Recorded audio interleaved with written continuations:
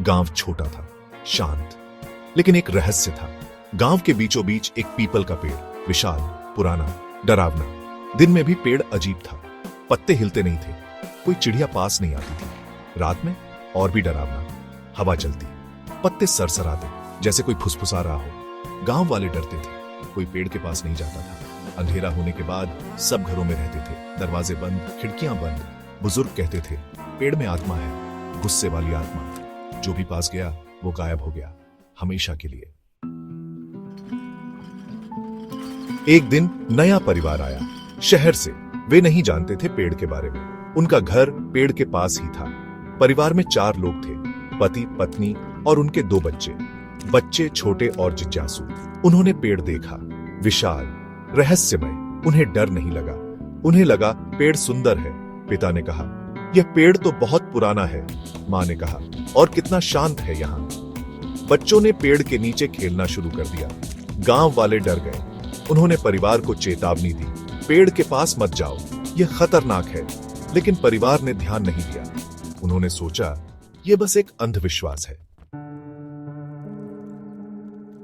पहली रात, हवा तेज हो गई, पेड़ के पत्ते सरसराए। घर में परिवार सो रहा था। अचानक एक आवाज आई, जाओ यहां से जाओ। आवाज धीमी थी लेकिन साफ थी, डरावनी। परिवार जाग गया। उन्होंने फिर सुना वही आवाज, जाओ यहां से जाओ। बच्चे डर गए, मां बाप भी घबरा गए। उन्होंने खिड़की से देखा, पेड़ की छाया लंबी और डरावनी उनके घर पर पड़ रही थी। अगली सुबह उन्होंने गांव वालों से पूछा, रात को क्या आपने भी आवाजें सुनी? गांव वाले डर गए। उन्होंने कहा, हमने तुम्हें चेतावनी दी थी, पेड़ गुस्से में है। परिवार डरा हुआ था, लेकिन उन्होंने हार नहीं मानी। उन्होंने फैसला किया, उन्हें सच्चाई जाननी होगी। उन्होंने पुराने ग्रंथों में खोज की। उन्होंने गांव के सबसे बुजुर्ग व्यक्ति से बात की।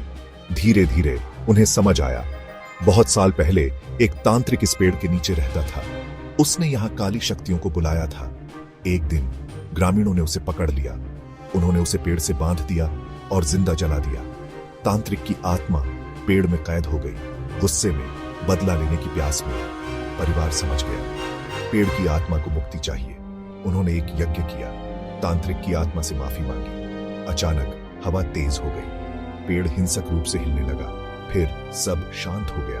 अगली सुबह पेड़ अलग था, पत्ते हरे और जीवंत थे। चिड़ियां शाखाओं पर बैठी थीं। तांत्रिक की आत्मा को मुक्ति मिल गई थी। गांव वाले खुश थे। उन्होंने परिवार का शुक्रिया अदा किया। डर खत्म हो गया था, लेकिन कहानी हमेशा याद रहेगी, चेतावनी के रूप में। कुछ रहस्यों को अनसुलझा रहना ही बेहतर होता है।